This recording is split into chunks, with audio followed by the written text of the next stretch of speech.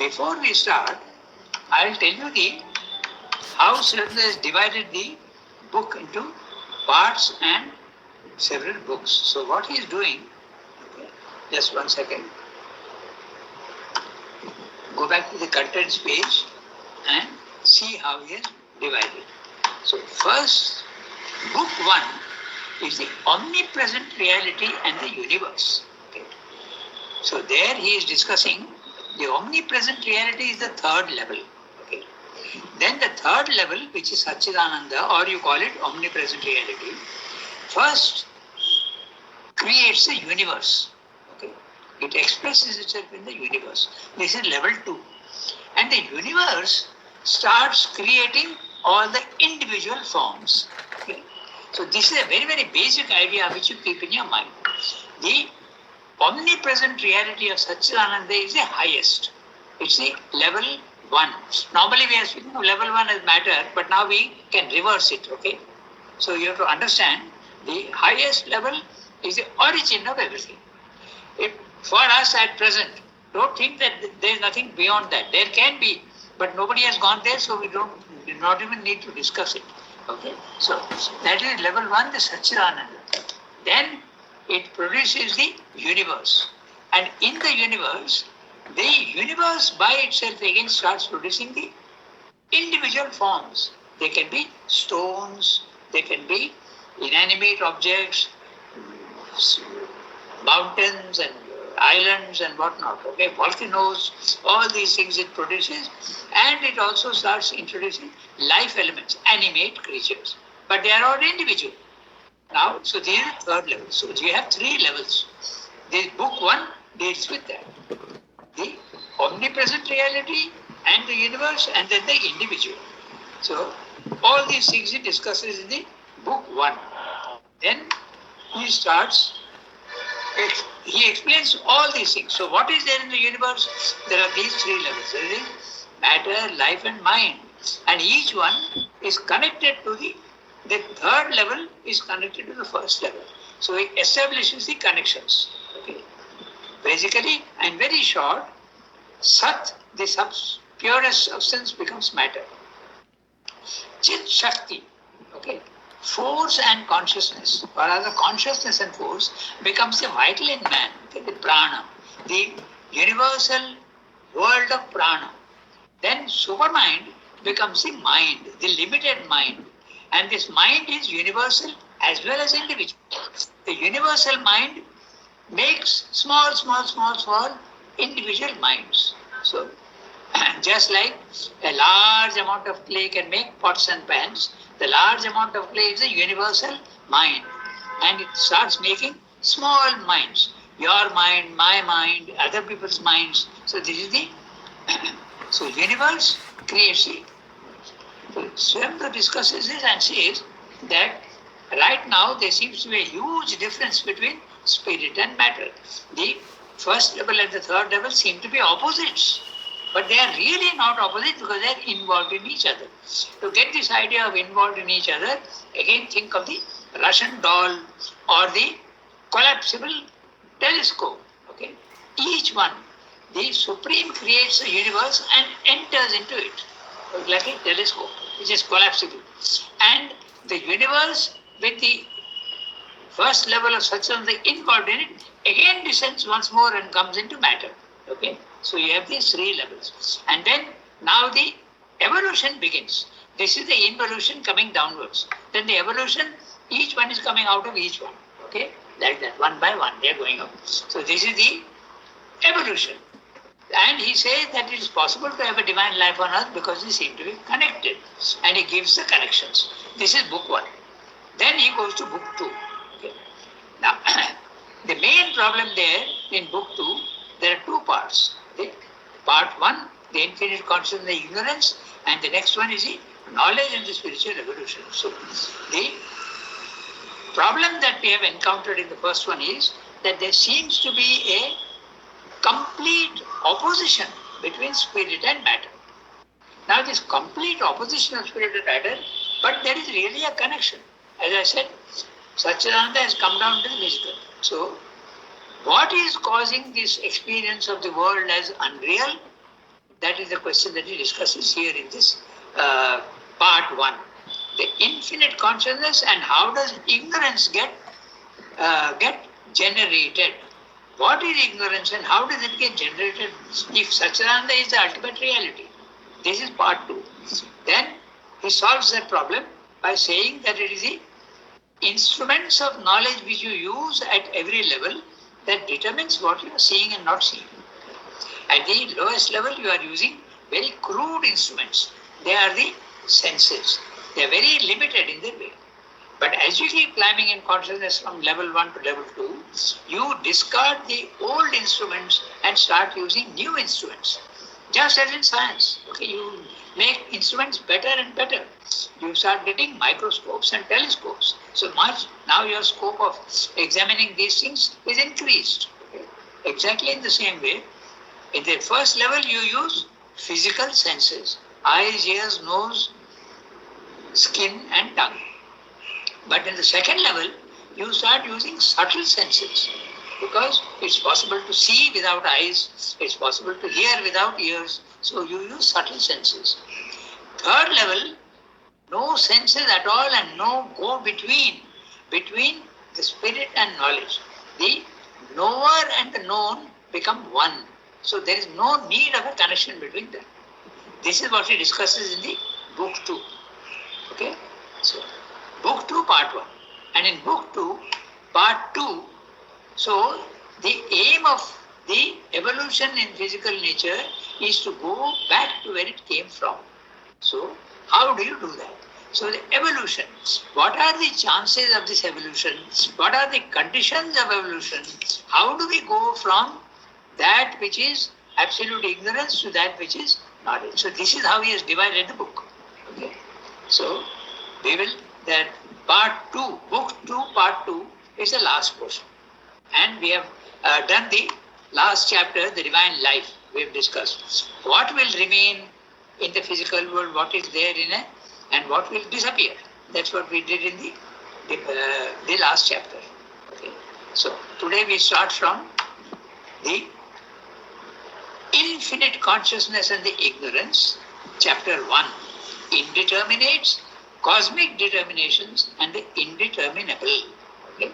So first of all, we'll discuss the terms. What is an indeterminate? What is a cosmic determination?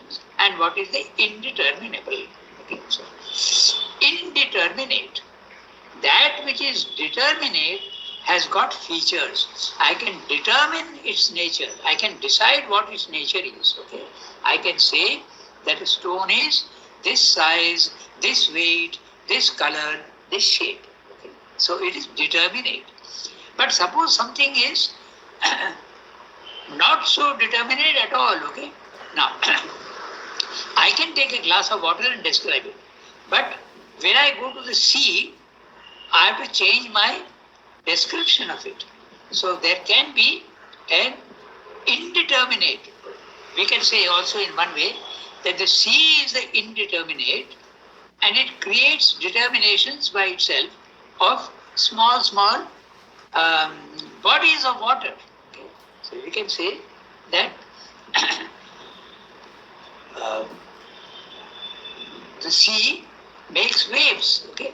Now each wave I can see what is its height, at what level it is, at what speed it is moving towards the coast. So that becomes a determinate of the indeterminate. Okay. Or I'll put it another way. If I take a huge amount of clay, that is the indeterminate. But out of that, I can make determinates. I can make pots and pans. So the pots and pans are the determinates. Okay. And the indeterminate is the vast store of clay that I have. Okay. Or you can also think of molten metal. Molten metal, take iron ore. Okay. You purify it and you get molten iron. Now, molten iron is the indeterminate. Now, that indeterminate, that means it doesn't have any clear features. It has some, but not total.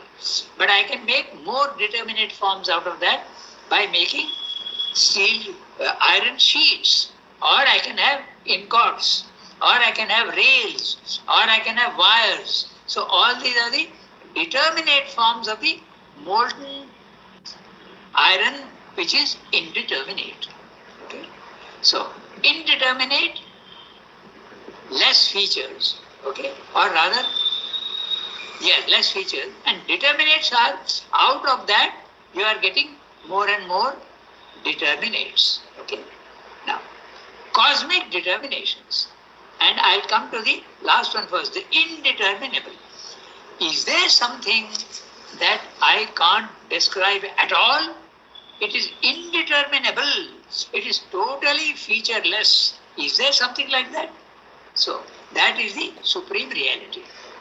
Or you can also say that the indeterminable is something which has got no features at all. Therefore, you cannot describe it at all. It is beyond all speech and expression. So that's an indeterminable. God is indeterminable. Okay. If you say that God is omniscience, omnipotence, omnipresence, and only these, if you say, then you are actually determining him. You are saying he is necessarily knowledge, he is necessarily Ananda, he is necessarily power. You are determining him. So the Indian idea of Advaita is, you can't determine the divine at all. If he wants, he can become the opposite of all these things. He can become ignorance, he can become weakling, he can become absent somewhere. Okay, he need not be omnipresent. So these are the divine or the last stage is totally indeterminable. So the indeterminable, the highest level, produces cosmic determinations. It produces the cosmos. Okay. And in the cosmos you have determinations. Again, from those determinations, there are more determinations. So this is the basic idea. As we go along, we will become more and more specific. In other words, to make it even more simpler, since we have already 2 doctors on the panel, okay, so you, all living creatures start with one single cell. Okay. That single cell, when it is fertilized, starts producing different tissues, but in very, very slow and gradual manner. Okay. First of all, it splits into 2, then it splits into 4, then it splits into 8, geometric progression. 64, 128, etc., etc. When do skin tissue, bone tissue, okay, cartilage tissue, light sensitive tissue, all these things, when do they come up? So this is the process. That which is indeterminate and contains everything, like in our genes, start making determinations. And finally at the end, we have determinations. We have skin, which is very describable. There is bone, which is describable. There is cartilage tissue, which is describable, muscle tissue. So there is a specialization and a determination of that which is indeterminate. Okay, this is the basic idea. But he examines many, many questions on this, and there is 40 pages of that. So, but if you have the basic idea, then it's easy to follow what he's saying. So I hope the basic idea is clear. Okay. Indeterminate, you can't describe it by any features. Okay. But even if there are features, that indeterminate can produce more determinates. Like for instance, if you take molten iron, okay, it is indeterminate, but out of that I can make, as I said, ingots, what is it called? On which the train moves, those rail lines, okay? Then you have sheets from which I can make so many things. Now, out of those sheets again, I can do so many things. I can produce a car, I can produce a hammer, I can produce so many other things. So that which is indeterminate makes determinations of a certain level, quantity. Then that indeterminate again makes more indetermination, goes on. This process is infinite. Just like in any species of animals also. You see that the species, let us take the only one species, if you take, you will understand this principle. Take the canine family. Okay?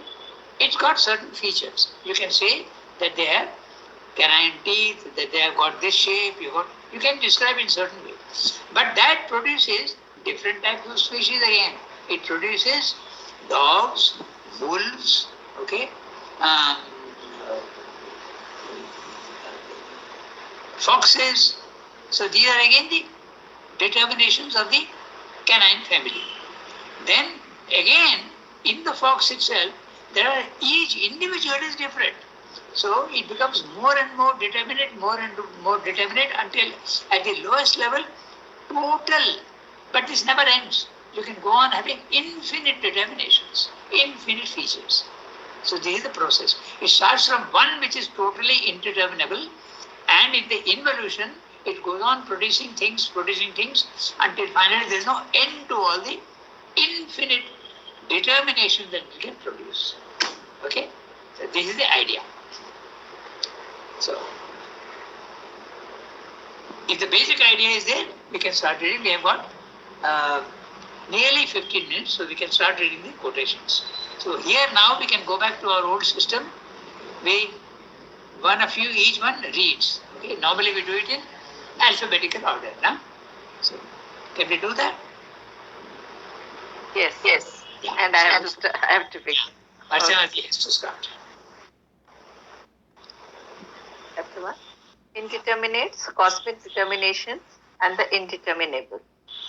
The unseen with whom there can be no pragmatic relations, unseizable, featureless, unthinkable, undesignable by name, whose substance is the certitude of oneself, in whom world existence is stilled, who is all peace and bliss, that is the self. That is what must be known. Mandukya Upanishad. One sees it as a mystery, or one speaks of it or hears of it as a mystery, but none knows it. Gita. When men seek after the immutable, the indeterminable, the unmanifest, the all-pervading, the unthinkable, the summit self, the immobile, the permanent, equal in mind to all, intent on the good of all beings, it is to me that they come. Gita. High beyond the intelligence is the great self. Beyond the great self is the unmanifest. Beyond the unmanifest is the conscious being. There is nothing beyond the being. That is the extreme, ultimate, that the supreme goal. Katha Upanishad. Rare is the great of soul to whom all is the divine being. Gita. Now that last quotation is very interesting because it shows that Sri Krishna and Sri Ram are really the same. The Gita says,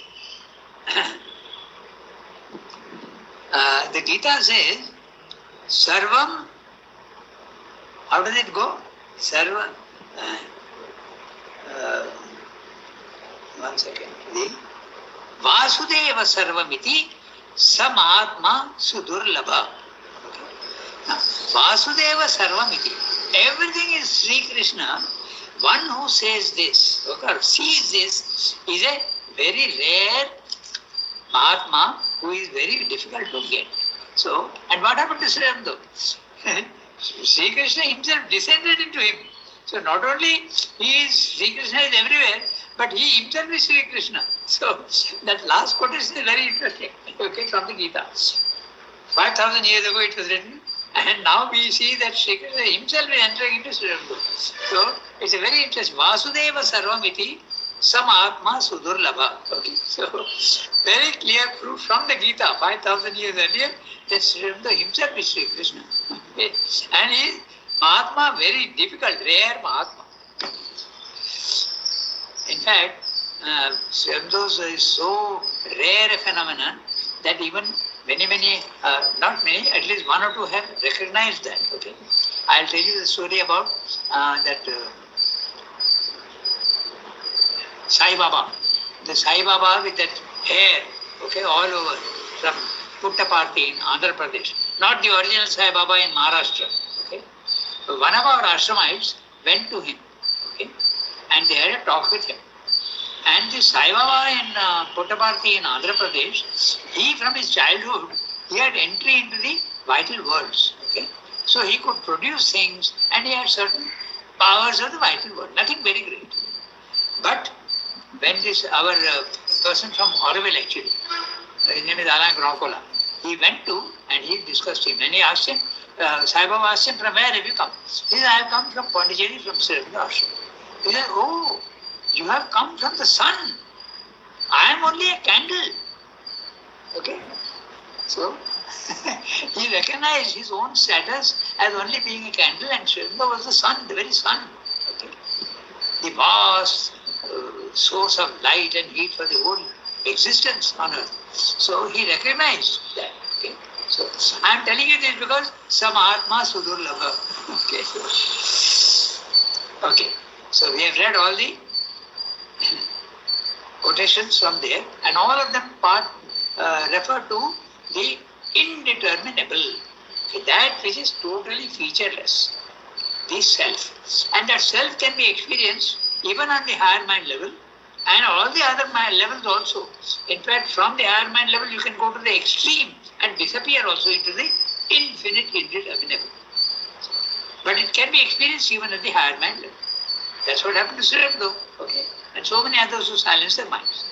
So, now we start reading we got 7 minutes. So we can read the first paragraph. Okay? So, Archana, you'll read? Yes, I'll read. Yeah, go ahead. A consciousness force, everywhere inherent in existence, acting even when concealed, is the creator of the worlds, the occult secret of nature. But in our material world and in our own being, consciousness has a double aspect. There is a force of knowledge, there is a force of ignorance. In the infinite consciousness of a self-aware infinite existence, knowledge must be everywhere implicit or operative in the very grain of its action. But we see here, at the beginning of things, apparent as the base or the nature of the creative world energy, and in conscience, a total nescience. This is the stalk with which the material universe commences. Consciousness and knowledge emerge at first in obscure infinitesimal movements at points in little quanta which associate themselves together. There is a tardy and difficult evolution, a slowly increasing organization and ameliorated mechanism of the workings of consciousness. More and more gains are written on the blank slate of the nature. But still these have the appearance of gathered expositions and constructions of a seeking ignorance which tries to know, to understand, to discover, to change slowly and strugglingly into knowledge. As life here establishes and maintains its operations with difficulty on a foundation and in an environment of general death, first in infinitesimal points of life, in quanta of life form and life energy, in increasing aggregates that create more and more complex organisms and intricate life machinery, consciousness also establishes and maintains a growing but precarious light in the darkness of an original essence and a universal ignorance. A big para, and he's actually summarizing what he has already said much earlier. Okay, so I'll read each sentence, tell me whether it's clear. Okay?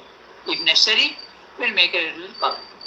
A consciousness force, something Satchidananda, he is referring to Satchidananda, but he is not referring now to Ananda, nor to Sat. He is just referring to the consciousness force, Chit Shakti, everywhere inherent in existence. It is there right from the highest level to the lowest level, omnipresent. Okay?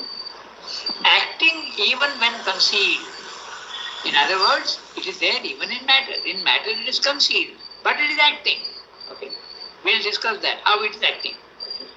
He is the creator of the worlds. So, he is the creator of the consciousness force, is the creator of the worlds. This is the creation starts at the level of the supermind. Keep that in mind. Okay.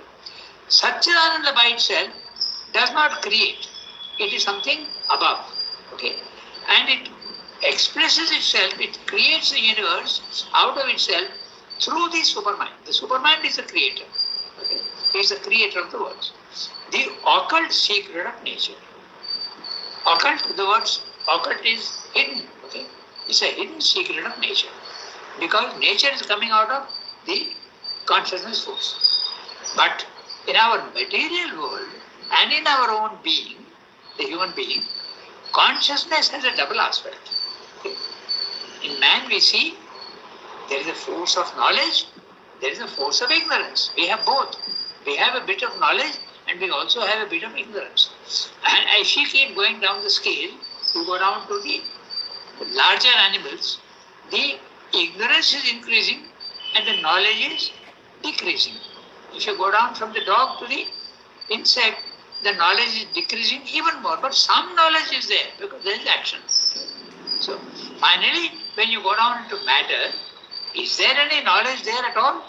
Now Sri Aurobindo says yes. That's a very interesting question which we will discuss. Okay, even in matter, inanimate matter also, there is a knowledge, there is a consciousness which is making everything meaningful. At the life level, instinct in animals, okay, is knowledge, but unconscious knowledge. Okay, the birds in winter in the Arctic regions or even in the other regions, they come down to the tropical islands. 4,000, 5,000 miles they fly to escape the cold. So, but they don't do it with knowledge. It's not a mental knowledge at all. It is there. So, knowledge is there. It is guiding them from behind. Okay, so that's why you don't see it, but it is guiding you. I like to give an interesting image for this. It's like a drama. Okay, and there is the artist, the actor is on the stage and he is performing. Okay, I am giving you the image of the stage because in cinema it's very simple. Suppose the actor makes a mistake, you just stop the camera and reshoot. Okay, but it's not like that in life. Okay, so if you make a mistake, you have to suffer the consequences. So there is something else in the stage. So to ensure that the actors are reciting the same lines that they are supposed to recite, there is a prompter in the wings. And you, the audience, doesn't see the prompter in the wings. So the prompter in the wings is making sure that the actor is getting his lines right. Suppose he stops suddenly because he has forgotten the line, the prompter immediately tells him what the next line is. Okay. So this is the hidden Satchidananda even matter. You don't see it, but it tells the animal what to do, and the animal does it consciously, or the plant also does it consciously. The plant seeks water without apparent consciousness. It seeks light without apparent consciousness. The spider makes a web because it has to eat. It makes a web not consciously, not mental consciousness at all. It's a consciousness which is hidden. And the hidden consciousness telling it what to do. Is the prompter in the background telling what to do. Same thing with the migration of birds. And there are so many other examples like that you can give. Okay, just imagine a newborn animal baby. Immediately it goes to its mother and starts suckling. How does it know that? So this is the prompter in the background telling what is to be done, but without consciousness. So now Sri Aurobindo is saying there is a force of knowledge and there is a force of ignorance. In man also, as we come to know more and more science also, the knowledge is increasing and the ignorance is slowly decreasing. Okay. In the infinite consciousness, we got 4 minutes. I'll finish the paragraph. In the infinite consciousness of a self-aware infinite existence. So at the highest level, the existence itself is self-aware. In other words, that substance. The substance which is there, it's like a subtle substance which is aware of itself, its consciousness. If you want to understand this, you have to think of a granite block which is conscious in the physical world. Now change that granite block, it's a substance. But that granite block is no more granite, it is very, very subtle substance and is fully conscious of itself. Knowledge must be everywhere implicit. Knowledge is there even in matter, even in plants, even in animals, it is there. And operative in the very grain of its action. Okay? But we see here at the beginning of things, apparent as the base or the nature of the creative world energy, and inconscience, a total nescience. At the highest, the lowest level, matter seems to be totally unconscious. This is the stock with which the material universe commences. Okay? He used the word stock. which is economic image. Okay? A factory must stock its raw materials, and from there it starts producing whatever it has to produce. So the factory of the world is starting, its stock is what? Inconscience. It's an interesting way of putting it. Okay? That one word, he has put an image into it. All his texts, all his poetry is full of images which explain. And when you get the image, then you understand what he's saying. So this is the stock with which the material universe commences. Consciousness and knowledge emerge at first in obscure infinitesimal movements. Out of matter come out unicellular creatures. And even unicellular creatures examined under the microscope, you will see that there is intention. Okay? It goes on, moving. Okay, there is intention. Consciousness and knowledge emerge at first in obscure infinitesimal movements. Okay? Unicellular creatures. At points in little quanta which associate themselves together, and there is a tardy and difficult evolution, a slowly increasing organization and ameliorated mechanism of the workings of consciousness. Now this ameliorated mechanism is referring to, first of all, there are creatures with one single sense of tactile sense. The caterpillar or the worm has got only one sense, only a tactile sense. But it becomes better, ameliorated, better, improved. So it goes to two senses. Creatures with two senses, creatures with three senses, creatures with four senses, finally 5 senses. That's the ameliorated mechanism of the workings of nature. More and more gains are written on the blank slate of the nations. The blank slate, nations is the base, and slowly, more and more consciousness is coming in. But still, these have the appearance of gathered acquisitions and constructions of a seeking ignorance, which tries to know, to understand, to discover, to change slowly and strugglingly into knowledge. That's what science is all about. Physical world. Now change that granite block, it says substance. But that granite block is no more granite, it is very, very subtle substance and is fully conscious of itself. Knowledge must be everywhere implicit. Knowledge is there even in matter, even in plants, even in animals, it is there. And operative in the very grain of its action. Okay? But we see here at the beginning of things, apparent as the base or the nature of the creative world energy, and inconscience, a total nescience. At the highest, the lowest level, matter seems to be totally unconscious. This is the stock with which the material universe commences. Okay? He used the word stock, which is an economic image. Okay? A factory must stock its raw materials, and from there it starts producing whatever it has to produce. So the factory of the world is starting, its stock is what? Inconscience. It's an interesting way of putting it. Okay? That one word, he has put an image into it. All his texts, all his poetry is full of images which explain. And when you get the image, then you understand what he's saying. So this is the stock with which the material universe commences. Consciousness and knowledge emerge at first in obscure infinitesimal movements. Out of matter come out unicellular creatures. And even unicellular creatures examined under the microscope, you will see that there is intention. Okay? It goes on, moving. Okay? There is intention. Consciousness and knowledge emerge at first in obscure infinitesimal movements. Okay? Unicellular creatures. At points in little quanta which associate themselves together, and there is a tardy and difficult evolution, a slowly increasing organization and ameliorated mechanism of the workings of consciousness. Now this ameliorated mechanism is referring to, first of all, there are creatures with one single sense of tactile sense. The caterpillar or the worm has got only one sense, only a tactile sense. But it becomes better, ameliorated, better, improved. So it goes to two senses. Creatures with two senses, creatures with three senses, creatures with four senses, finally 5 senses. That's the ameliorated mechanism of the workings of nature.